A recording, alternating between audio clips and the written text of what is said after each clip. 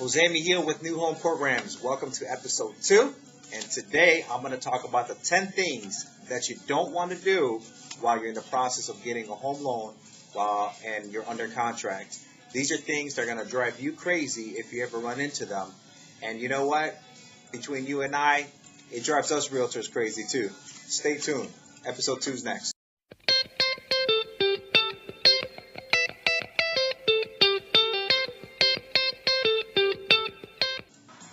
There's nothing worse than when you're under contract and you're getting excited, right? You're talking to your wife or your girlfriend or wherever it may be, and you're in the process of getting this house, and you make a wrong decision and a bad turn, and it ends up being that you can't get your house.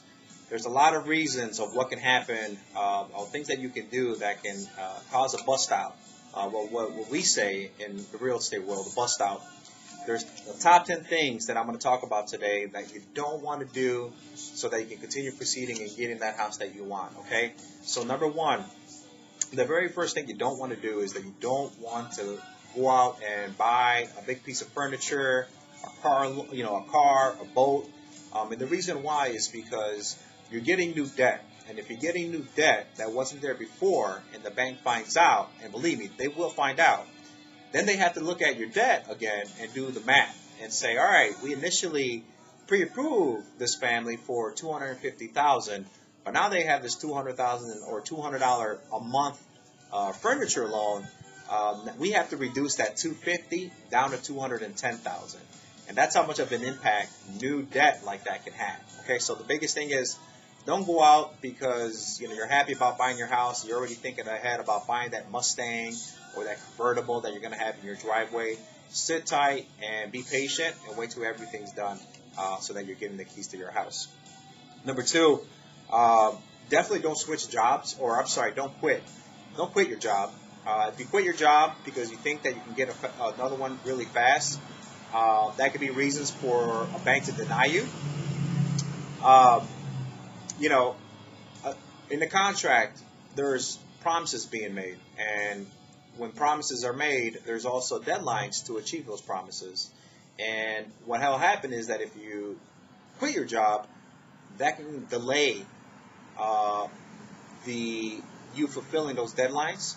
And you got to remember that when you're in a contract, you're putting a little scratch, your own scratch in the game with deposit money, home inspection. So this is money that can be completely down, can go away basically. It can be wasted. You can forfeit the money if you don't complete those promises in a timely fashion.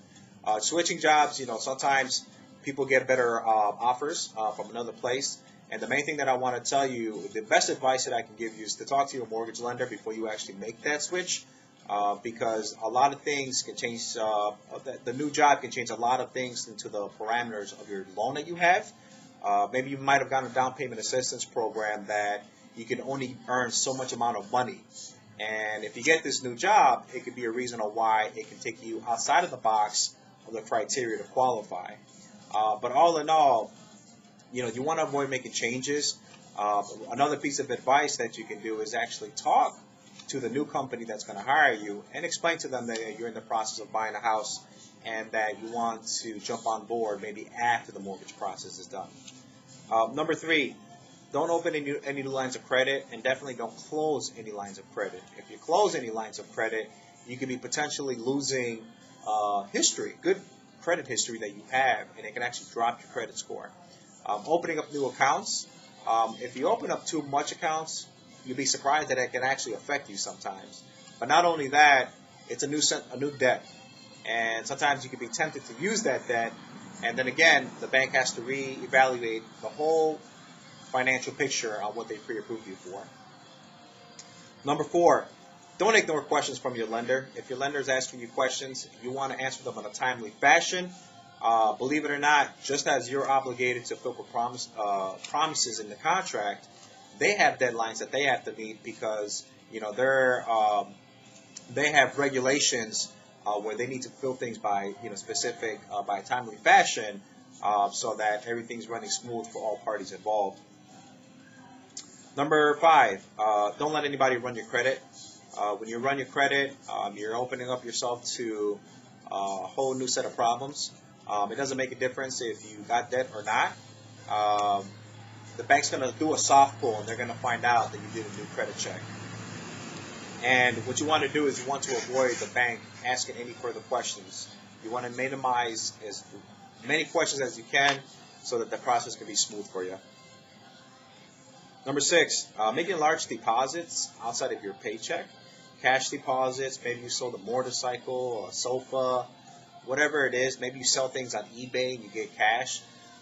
You don't want to do that. You want to avoid having any kind of cash deposits, because if you don't have the paper trail to justify what that deposit is, then the bank can't take that into account. And in some cases, what they'll end up doing is you're going to have to wait a certain amount of days of that deposit before you can actually close. And if you have to extend your closing a certain amount of days, 30 days, 60 days, well, guess what? The seller's not going to be very happy with you. And they may not have that luxury of waiting 60 days. And that can cause the contract, that can cause you not to do the diligence that you had to do, what you promised to do in the contract, and you can actually risk forfeiting your deposit money. So probably a piece of advice, especially if you do a lot of maybe eBay transactions or whatnot, is open up a separate account and have the deposits in that account. That way you can have that money funneling through that account, but not your principal accounts that you use. Number 7, co-signing on a loan. Again, someone's pulling your credit. It's a reason why the lender's going to ask you, why is there an inquiry on your credit report? And then you have to ask. So, if it's your mother, your father, your brother, whoever it is, a cousin, that is asking you to co-sign, you want to avoid doing so, because when you co-sign, you're actually under obligation that you have to pay the debt as well. Even though it's your relative primarily making the payments, in the eyes of the bank, you've co-signed, and now you're obligated to pay it as well.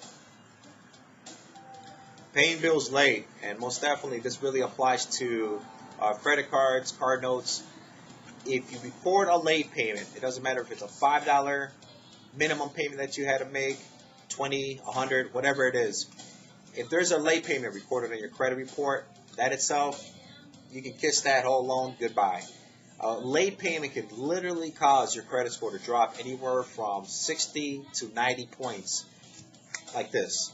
So what you need to do is micromanage yourself. And if you're not the best at it, just find something that helps remind you, maybe your cell phone, your calendar on your laptop, something that helps you remind you when the minimum payments are due on all your credit cards and anything else that is credit related, okay? Number 9, changing bank accounts. Again, if you change bank accounts, that kind of shows the bank a sense of instability, and they're questioning why you're opening up a new bank account. Keep everything the same. Taking out a payday loan. A lot of people think that, hey, maybe you ran into an emergency and you say, man, I'm getting paid next week, next Friday. Let me go ahead and take out a loan. No one's going to find out about it. Guess what? The bank will find out about it. And guess what? It is a new sense of debt. And because it is a new sense of debt, they have to take it into account when they consider your debt to income ratios, meaning what's your debt, what's your income, and are they still worthy of buying the house that we initially pre-approved them for. All right, I think I covered all of them. These are a lot of reasons that can cause a lot of what we call in our real estate world bust outs.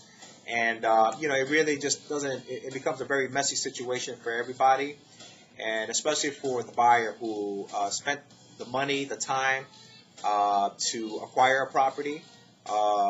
That's money that, you may lose. And if you're in a sensitive situation where maybe you've told your landlord that you would be out of your apartment or your house by a specific time, you can run into big problems. So, I hope this helps you guys. If you have any other questions about any of these things that I mentioned in the video, or just anything in general that you want to ask me about how to prepare yourself better, absolutely shut out. Thank you. I hope this was enjoyable for you, and we'll talk soon on the next one.